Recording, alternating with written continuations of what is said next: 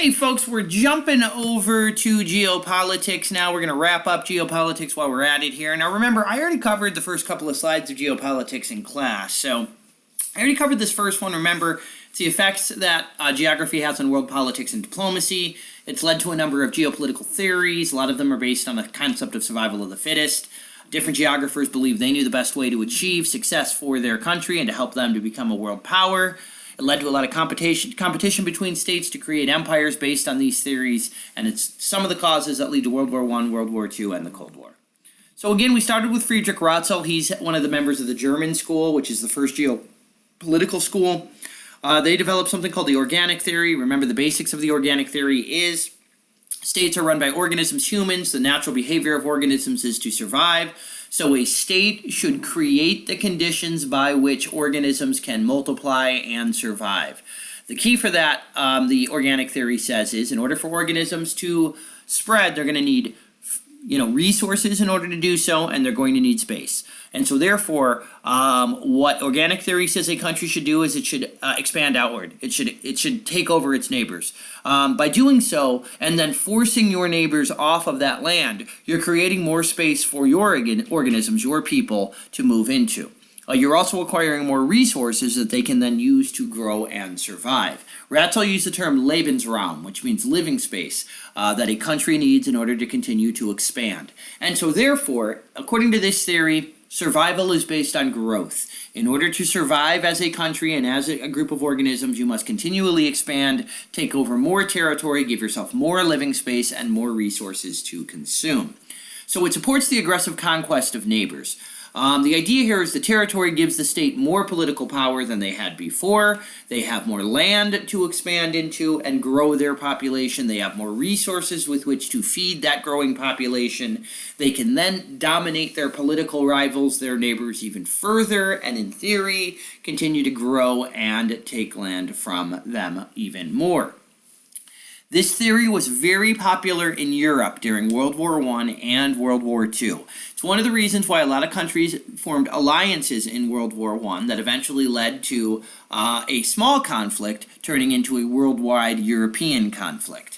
Another example of the organic theory, besides Germany during World War I, was Germany during World War II under Hitler, when he began to aggressively conquer rival territories around him like Austria, Czechoslovakia, Poland, Denmark, and eventually France. All of these, he argued, were so that Germany had Lebensraum, living space, with which to expand its population so that all German speakers and members of the German ethnic group, he said, were living under the same Germanic country. So organic theory, very controversial, very aggressive, leads to a lot of aggressive expansion, as was the case with Hitler during World War II. All right? Second major theory you need to be familiar with is the Heartland Theory. Now, this one's very, very different. It was developed by a British guy named Sir Halford Mackinder. What Mackinder argued, and I'm going to kind of focus on the map down here as I describe it. What Mackinder argued is that there's actually one part of the world that's more important than everywhere else. He called it the world island, and he said that includes Europe, that includes much of Africa, and that includes Asia, especially Western Asia. And what he said was, hey, the person that controls the world island, so the person that controls this area of the world, essentially is able to dominate the entire globe. So his theory was he who controls the world island controls the world.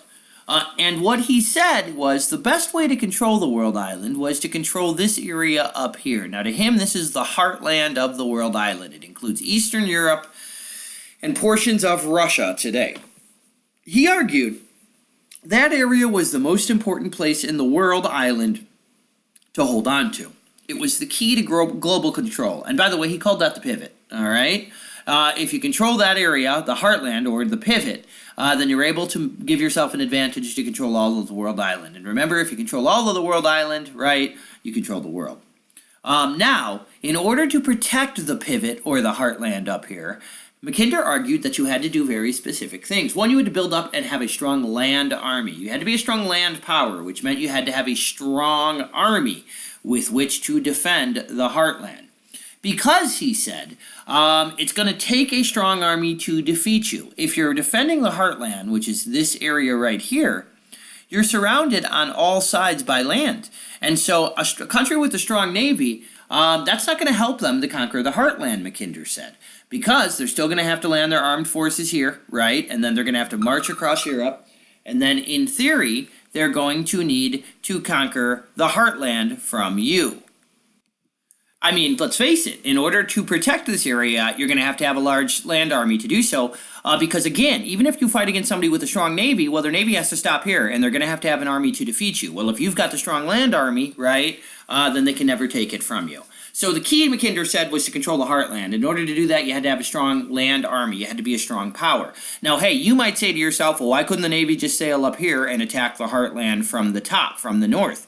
This area is Arctic. It's icy. And so for much of the year, this area is inaccessible. Navies can't get there. It's icebound because it's past the Arctic Circle. So you're protected by the environment in this area, right? And then you're protected by other land masses, right, that protect or surround the heartland in all other directions. So this becomes a model in history for Europe. Europeans basically tried to achieve what he was describing almost immediately after the theory is developed. So for instance, what Mackinder did is he looked back at Napoleon, the famous French leader.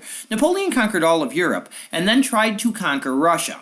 And he was eventually defeated partly by the Russian army, but mostly by the Russian winters, which were so brutal they destroyed his army and they forced him to retreat. He was never able to recover, and ultimately he was defeated by his combined enemies. So again, a classic example, Mackinder said, of a person trying to conquer the heartland but not having the land army strength to defeat the mighty Russians. Again, another example of this that we can point to is World War II. In World War II, Adolf Hitler and the Nazis were able to conquer almost all of Europe. What do? They then turn their attention to Russia. Almost unnecessarily, Hitler ordered the invasion of the Soviet Union. He wanted the Soviet Union conquered. Not only the capital, but all of it. Eventually, just like Napoleon, he too his armies ran into these harsh, brutal Russian winters. The combined Russian military, along with the weather, the winter, the climate, forced the Nazis back. They were eventually defeated in World War II as well. So again, to Mackinder, Napoleon and Hitler are great examples of how control of the heartland controls Europe. And when you control Europe, you're able to then control the world island, and by controlling the world island, you then control the world. Again, Mackinder argues there are historic examples before him and some that come after his theory that seem to lend some credibility to it. Next up is basically somebody who fully disagrees with Mackinder. This is the American. His name is Alfred Thayer Mahan. Mahan developed something called the sea power doctrine. Right around the time that the Heartland Theory was being developed by Mackinder, Mahan did his own research and came up with a very different conclusion, one that is vastly different than Mackinder. What Mahan argued is, hey, yes, control of the heartland may have been important historically, but in modern times, he said, the key is actually to have a strong navy, and that you should build your navy up so that it becomes a power and you become a power that can then use that navy to achieve world domination. What Mahan argued was that the strongest countries in the world at that time, and he pointed to Britain, were small, but they had strong navies and they had naval bases all over the world. This allows them to essentially protect all of their overseas possessions, including the resources, the markets, and the people that live in their overseas territories. You can't have an empire, Mahan said, if you don't have a strong navy with which to conquer land in the first place, and then have a strong navy to then protect and defend that land that you have conquered and made part of your empire. So when Mahan released this theory, the sea power doctrine, it led many of the major powers of the world to begin to build up their navies, including the United States. And they started to become more competitive for overseas territories that they could then turn into bases. So again, the sea power doctrine is very different than Heartland. Heartland says you focus on your land power and you focus on the pivot or the heartland of Europe.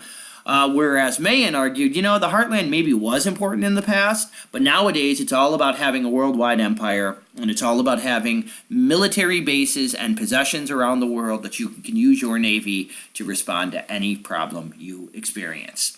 Mahan's theory leads to the development of a new theory that comes after it that's pretty much completely linked to it. It's called the Rimland Theory. So Mackinder was the Heartland, Nicholas Spikeman is the Rimland. These guys have completely opposite theories. To be honest with you, Spikeman agrees with everything Mackinder says, except Spikeman argues, hey, the Heartland used to be important, but it's not as important anymore. What Spikeman argued was the area that surrounds the Heartland, called the Rimland in blue down here, actually was now more important in modern times.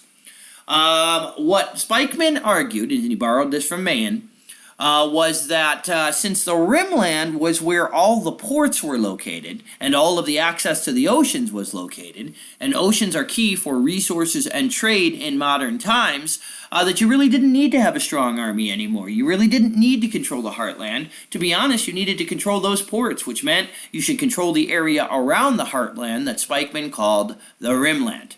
And so, during our Cold War between the United States and the Soviet Union, the Soviets really promoted what was known as the Heartland strategy.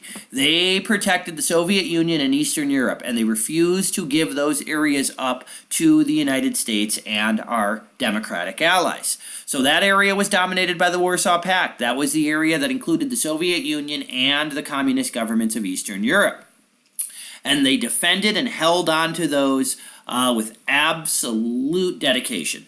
All right. Meanwhile, what the United States did was we acquired naval bases and islands around the world in the 18 and early 1900s, and then we built bases in many of these areas so that we completely surrounded the Heartland by occupying bases in Turkey and bases in India and the Indian Ocean and bases in Japan and bases in North and South Korea.